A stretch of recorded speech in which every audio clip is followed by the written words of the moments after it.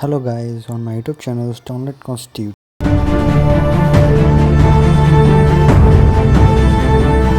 दुनिया के सबसे बड़े शिखर माउंट एवरेस्ट को सर करने की शुरुआत 1921 से ही हो चुकी थी, लेकिन उसकी चोटी तक कोई नहीं पहुंच पा रहा था। और एवरेस्ट की चोटी तक पहुंचना इतना आसान भी नहीं था, क्योंकि वहां तक पहुंचने के लिए बेहद ही मुश्किल और खतरनाक हालातों से गुजरना होता था। क्योंकि 29,028 फीट की इस मंजिल के रास्ते में बहुत सारे मौत के दरवाजे हैं। इस मिशन में कई लोग असफल हुए, कई लोगों ने अपनी जान गंवा दी और बहुत सारे लोगों का शव तो आज भी उस बर्फीली चट्टानों के भीतर दबा पड़ा है, जिसे आज तक वापस नहीं लाया गया।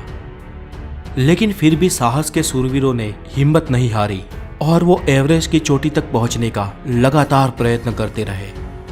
इन कई सारे साहस वीरों में से ही एक थे नेपाल के शेरपा तेनसिंह। सन 1952 में नेपाल के शेरपा तेनसिंह के दिमाग पर एवरेस्ट को सर करने का जुनून सवार था।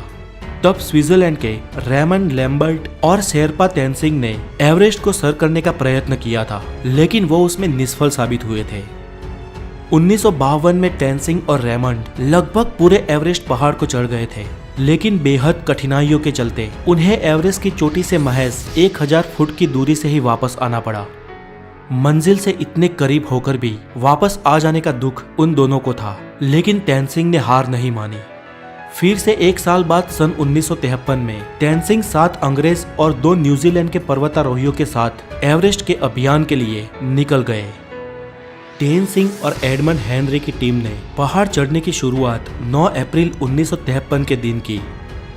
बर्फीले रास्ते, माइनस में टेम्परेचर, हिम नदी, कभी भी टूट पड़ने वाली शिलाएं और बर्फीली खाइयों के बीच वो लोग एक के बाद एक कैंप बनाकर अपनी मंजिल के करीब बढ़ते रहे।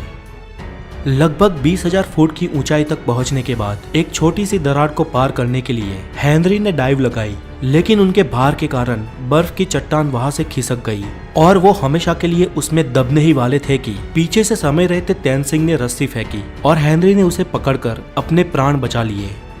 अगर तेनसिंह ने वो रस्सी ना फेंकी होती तो हेनरी उस वक्त अपने जीवन से हाथ धो बैठते। खैर, एडमंड हेनरी और तेनसिंह की टीम धीरे धीरे एवरेस्ट की चोटी से नजदीक आते रहे। उनसे पहले चढ़ाई को शुरू करने वाली चार्ल्स इवान की 9 सभ्यों की एक टीम थी, जो तेनसिंह की टीम से पहले एवरेस्ट को चढ़ने वाली थी।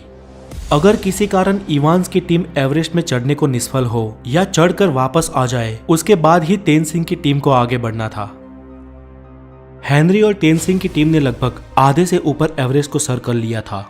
एवरेस्ट की चोटी से पहले आने वाली ये आखिरी छोर सबसे खतरनाक माना जाता है, जहां पर पहुंचते पहुंचते कई लोगों ने आखिर में अपनी जान गंवाई है। एक तरफ इवान्स की टीम इनसे पहले आगे बढ़ रही थी और 26 मई के दिन माउंट एवरेस्ट के शिखर से वो लोग सिर्फ 300 फुट की दूरी पर थे। लेकिन इवान्स और उनके साथी बहुत थक चुके थे। उनके शरीर ने जवाब दे दिया था। उनमें अब एक कदम भी आगे बढ़ाने का हौसला नहीं था और वो चोटी से सिर्फ 300 फीट की दूरी पर वापस लौट गए।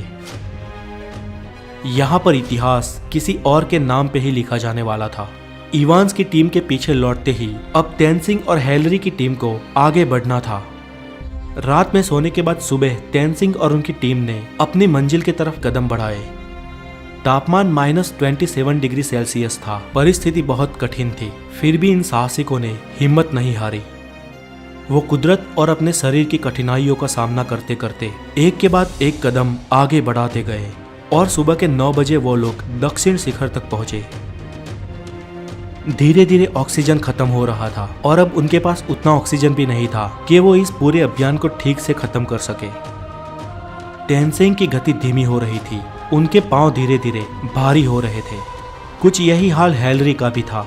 हेनरी ने तेनसिंह की तरफ देखा, उनको कुछ समय के लिए रोका और उनके ऑक्सीजन की नली को साफ किया, क्योंकि उनको सांस लेने में भी तकलीफ हो रही थी। वो लोग एक के बाद एक ऐसी आने वाली कठिनाइयों को मार देते रहे और अपने कदम एवरेस्ट की चोटी तक बढ़ाते रहे। और आखिर में 29 मई 1953 के दिन शेरपा तेनसिंह और हेनरी का नाम इतिहास में दर्ज हो गया, जब वो सुबह के 11:30 पर दुनिया की सबसे ऊंची चोटी 29,028 फीट यानी 8,848 मीटर की ऊंचाई पर पहुंचे। तब उनकी खुशियों का कोई ठिकाना नहीं था। ये एवरेस्ट की चोटी के कुछ रियल वीडियोस है जो किसी भी इंसान को मंत्रमुग्ध करते हैं। इस तरह विश्व के लिए दुर्गम एवरेस्ट का शिखर नेपाल के शेरपा तेनसिंग और न्यूजीलैंड के एडमंड हिलेरी ने सर कर लिया और इस तरह इंसानियत ने और एक कुदरती विषमता को परास्त कर दिया। आज के लिए इतना ही। Thanks for watching my video.